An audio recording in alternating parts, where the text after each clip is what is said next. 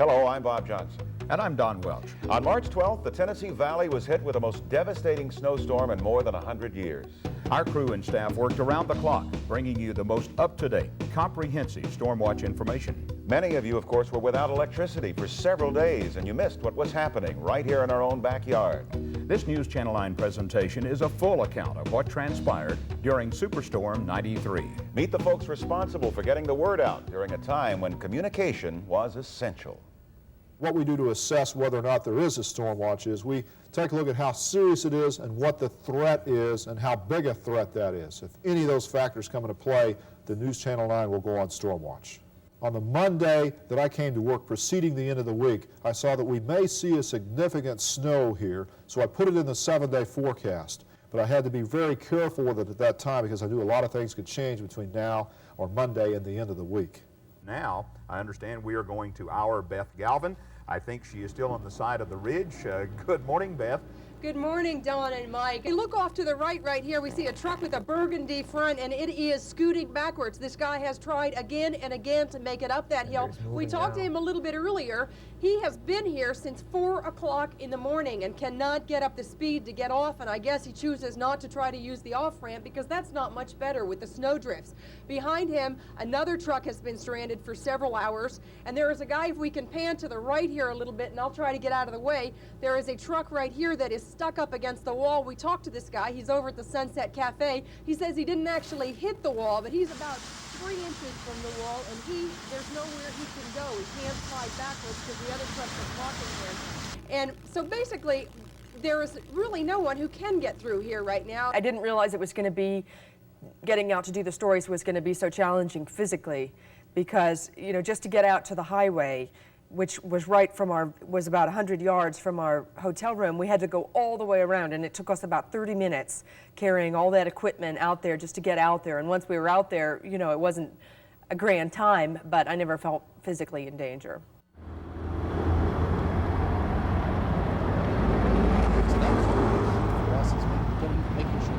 Already out there and were in place to do the job once the storm hit, and that's where the pre-planning really came into play, was that we had the people out there, and then when it really became a big deal, that's when we started calling even more people in. How much do we have? How much more we can expect in the big situation? Yeah, the wind's blowing.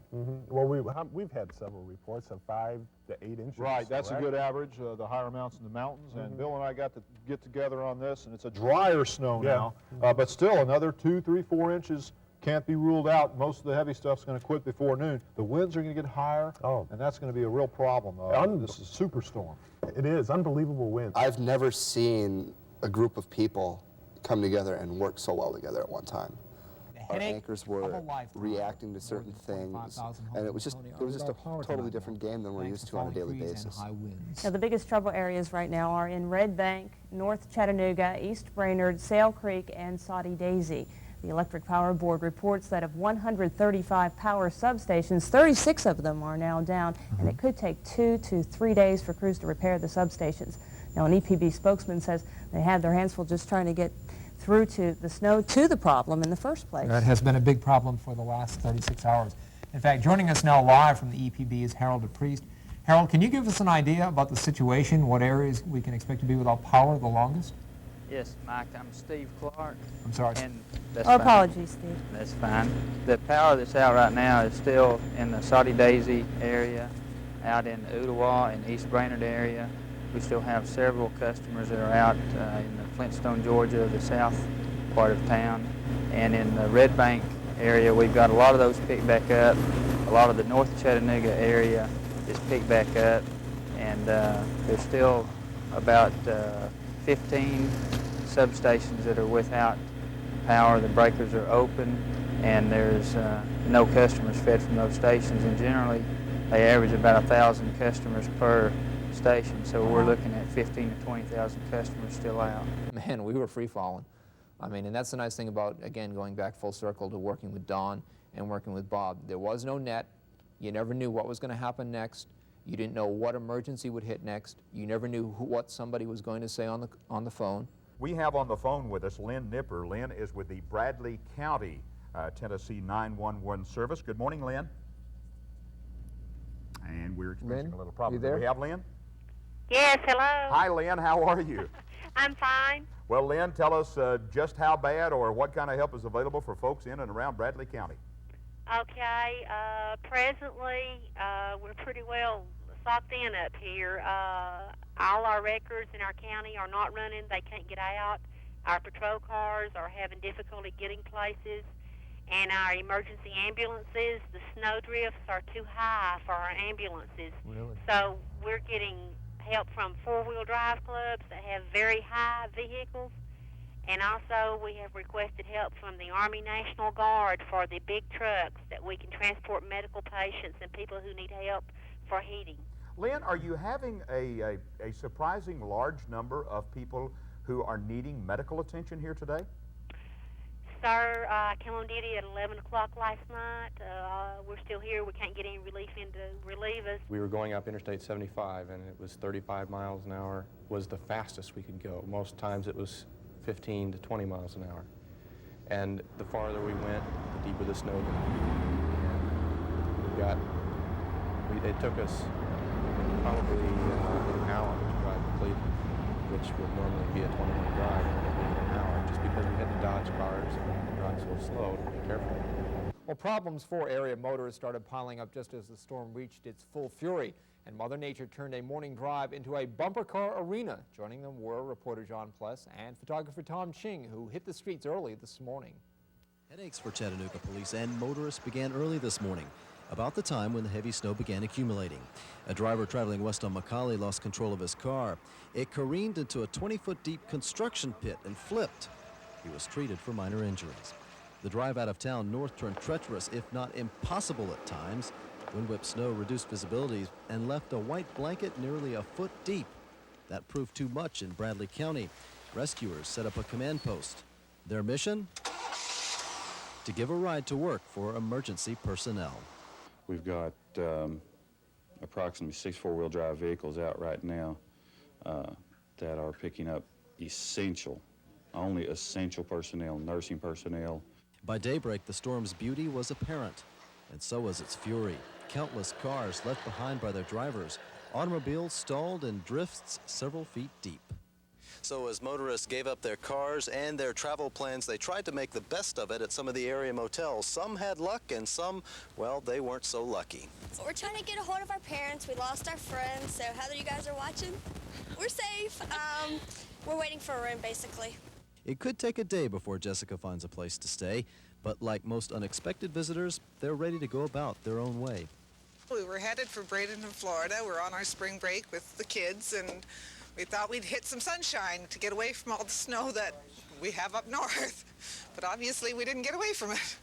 So judging by what's in your hands, looks like you're in this hotel for the long haul, huh? Well, I don't know. Hopefully tomorrow or Monday we can get out of here. Perhaps, if the usual southern sunshine can melt away all that was left behind.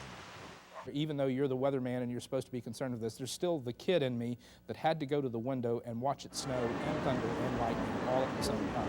I found that absolutely.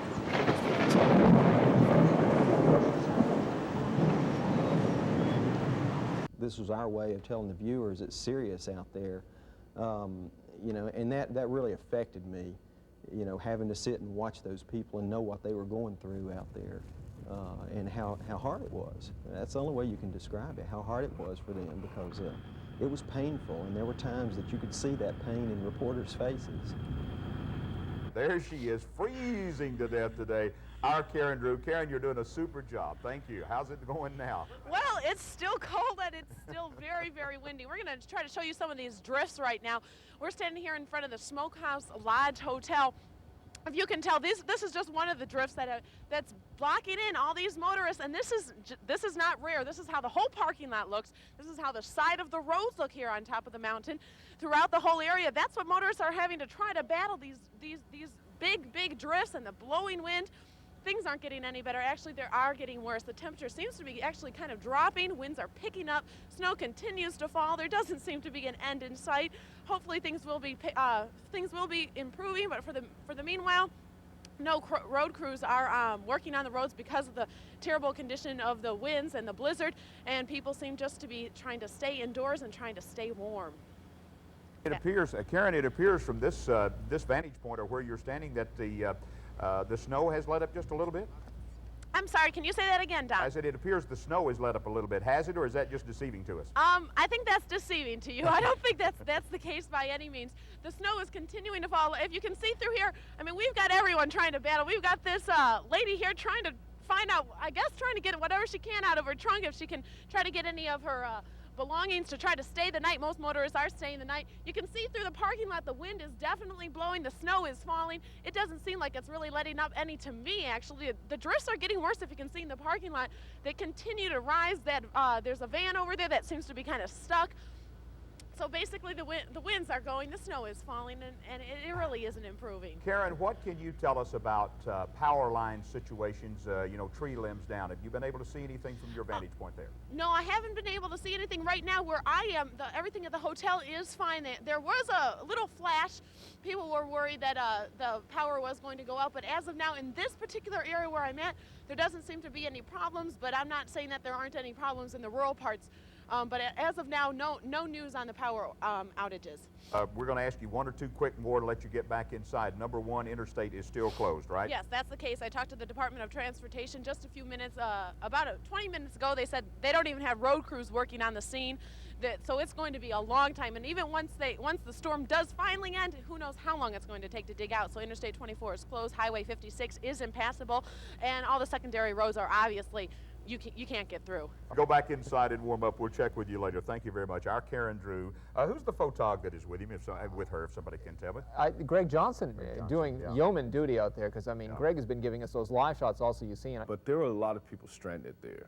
A lot of people on their way to Florida for spring vacation, and spring breakers on their way to Florida, and they wasn't getting there anytime soon. And get into the Smokehouse Lodge was sort of like a step closer to Florida for them. At least they wasn't stuck out on the interstate in their car.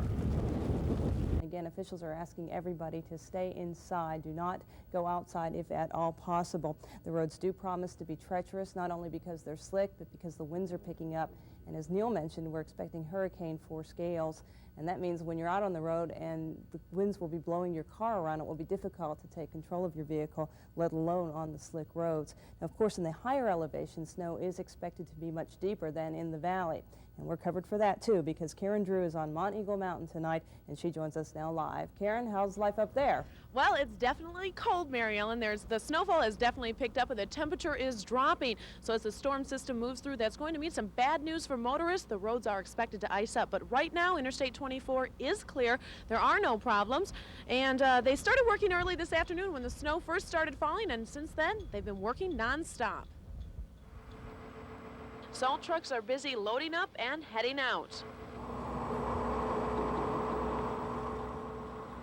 While the snow continues to fall on Monteagle, transportation workers are busy salting Interstate 24. You just stay after it, get after it early, stay with it. Meek says standby crews are ready if the storm worsens, and if the temperature continues to drop and roads become icy, he may be forced to reduce travel to one lane each way on the interstate. But for now, roads remain clear.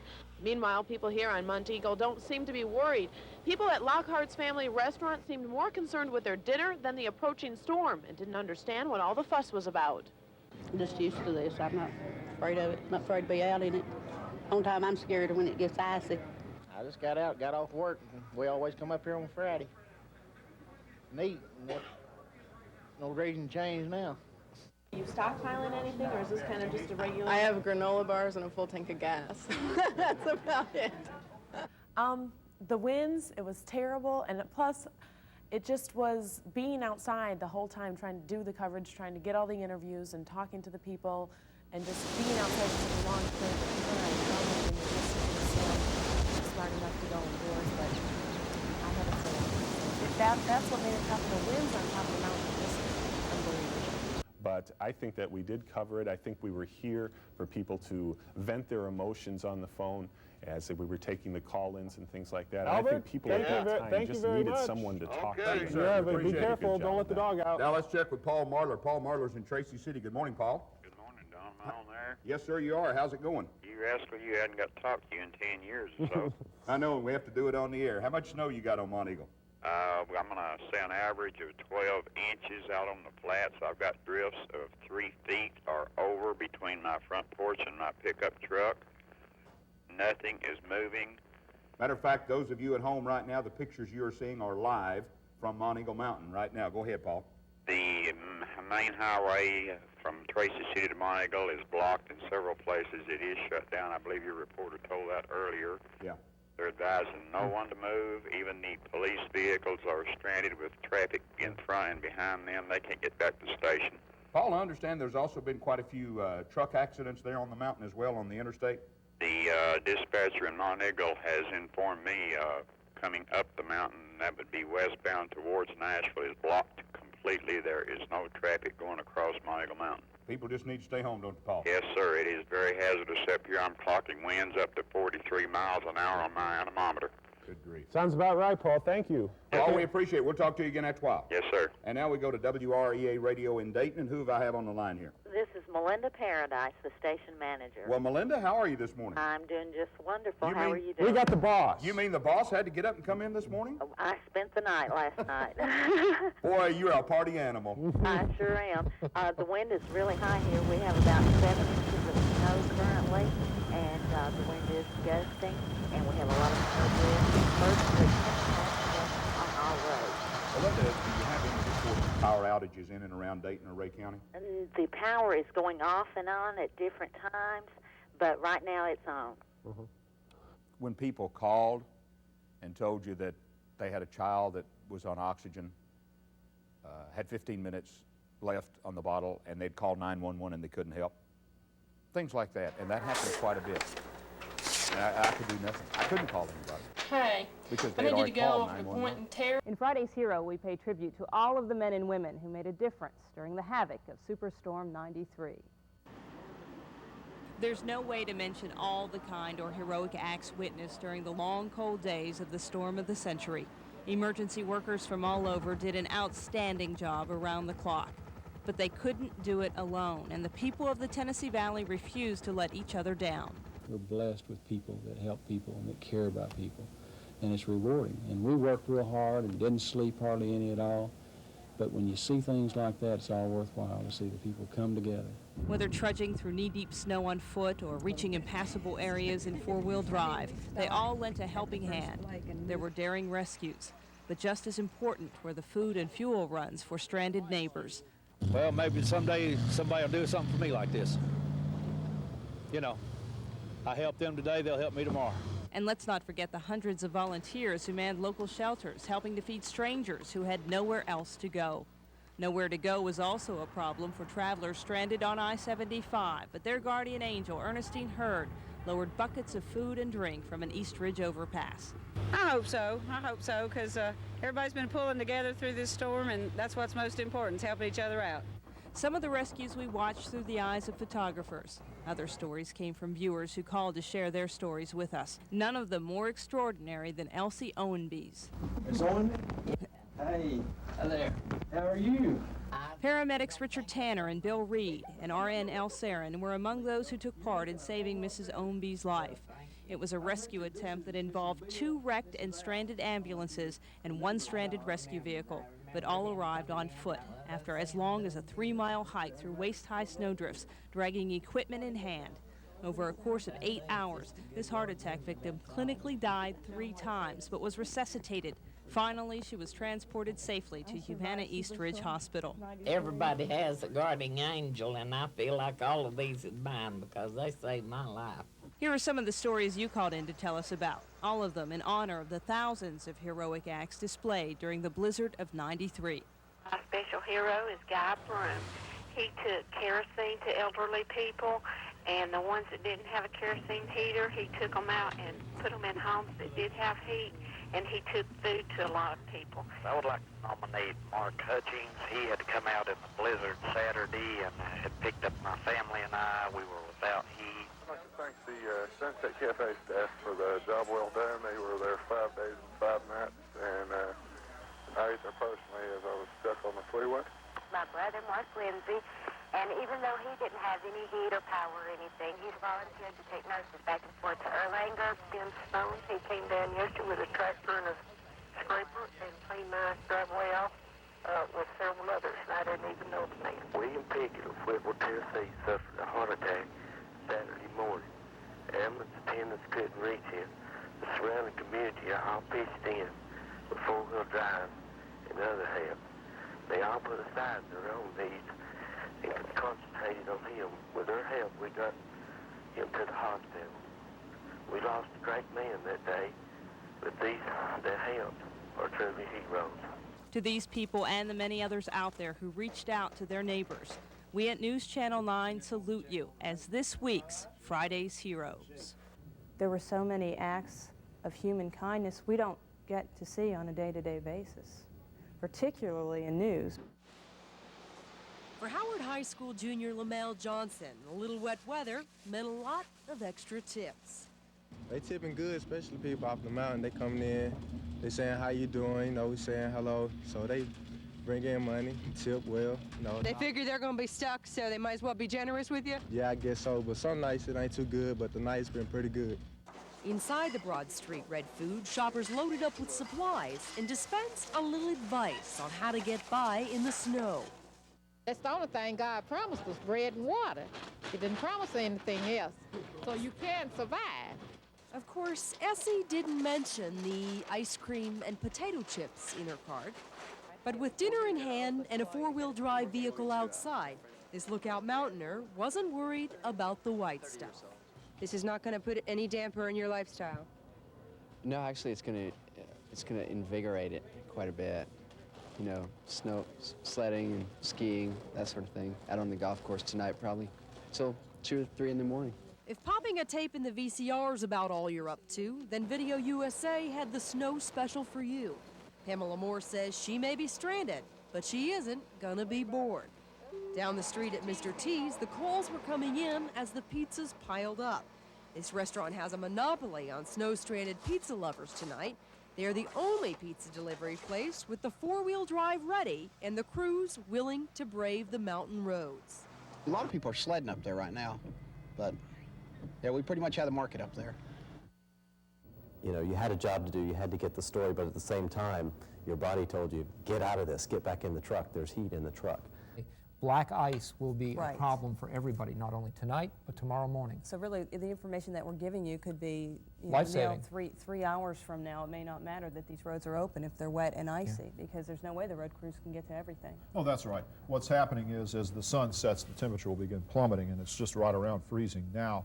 So these roads that absorbed heat and got warm during the day will take that snow, which has been melting and running little puddles of water onto it, and they'll begin to refreeze. So in many places there will be a glaze of ice, not necessarily the big main roads, but a lot of these others that appear to be quite passable. So this is going to be very icy again in the morning, where the snow softened up is going to become a real slick glaze. So we'll have problems in the morning again, no doubt. Let's go now to a satellite picture that kind of shows you where the snow is on the ground, because it's sunny out there, and you're looking at snow cover all the way down into Alabama, North Georgia, and across East Tennessee. Remember, Nashville and Memphis didn't get much from this. Some of this is high cloudiness up here, but tomorrow we'll see a large additional melt of snow, because I'm predicting that temperatures will reach the 40s then. The snow totals measured by weather watchers, very tough, real high winds accounting for big snow drifts. The thinking is in the water equivalent, which is just 1 inch of rain, may have ended up 10, 12 inches of snow, which is still near a real record for us, and certainly totals that we may not see again for years to come. It's interesting, though, that we go back 5 years, we had that big 10-inch total, a 60-year record. Here we are with mild winters lately and getting occasionally these giant snows. Everybody is literally scrambling because information is coming from all sides. Either information is coming from all sides or questions are coming from all sides. More questions than answers, usually. Live coverage continues here on News Channel 9 of Superstorm 1993. We've got some information that we want to pass along to you folks, help in outlying areas. This is probably the second worst storm that has affected a city that I've seen, both growing up in North Dakota and working in South Dakota. This is by far the second worst storm I've ever seen. Night crept in with flurries and frigid temperatures, but thanks to the help of some four-wheeling volunteers, dozens of freezing Chattanoogans found shelter at the Hamilton County Trade Center. But you can ask one of the ladies who's got a security thing on. Families like the Riders, whose St. Elmo home lost electrical power early this morning. It wasn't so bad to start with because, the house retained some heat, but we knew that we couldn't stay there any length of time with a 6-month-old baby and smaller, small girls. Most of those overnighting here say this wasn't really part of the plan. We were ready for everything except the power going out. We had food. All the food needed to be cooked. Without juice, we couldn't do anything. Instead of cooked dinners, the hungry got the next best thing. MREs, prepackaged military meals donated by the local National Guard. Colonel Jim Darling says his soldiers have been hitting the road in Humvees all day, trying to help out stranded storm victims. It had to be a real emergency before we've taken the call, really, because there's just too many people out there with too many problems, and so we've dealt with the real problems. The Stevenson kids had no real problems working up an appetite, but mastering their first MREs was another story. I got some omelet with ham, and I've got some beverages, and I've got some crackers. That's about all, and you can't cook it hot. How do you feel about dinner in a plastic bag? Well, it's unusual. It really was a time for heroes. Mel showed you some. We had a lot of folks behind the scenes, but you folks out there were heroes also. Those of you who endured during the crisis, those of you who didn't panic and just kept your heads, and we thank you for that. We were glad that we were able to bring you the latest information as we got it, and we thank you for sharing your time with us.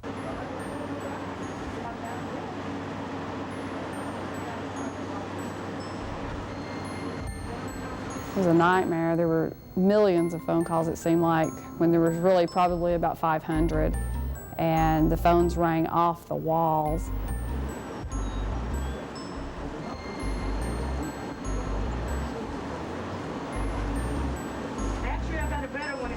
And as the weekend went on, people's nerves started getting a little frazzled.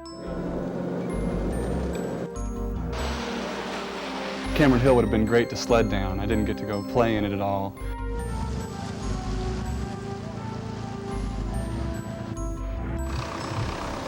People relying on me to find out what roads were closed because we were just continuously putting that on the air.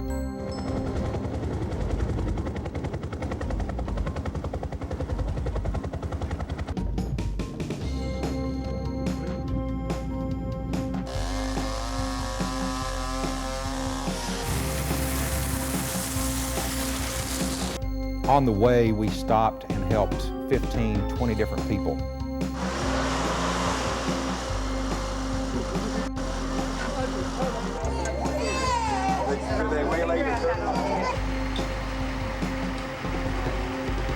So we just went in the studio and opened the big garage door. And the anchors sat here in sweaters, and the camera people put scarves on, and the kids ran out the garage door and just played in the snow, and we just shot right out in the snow. It was sort of neat.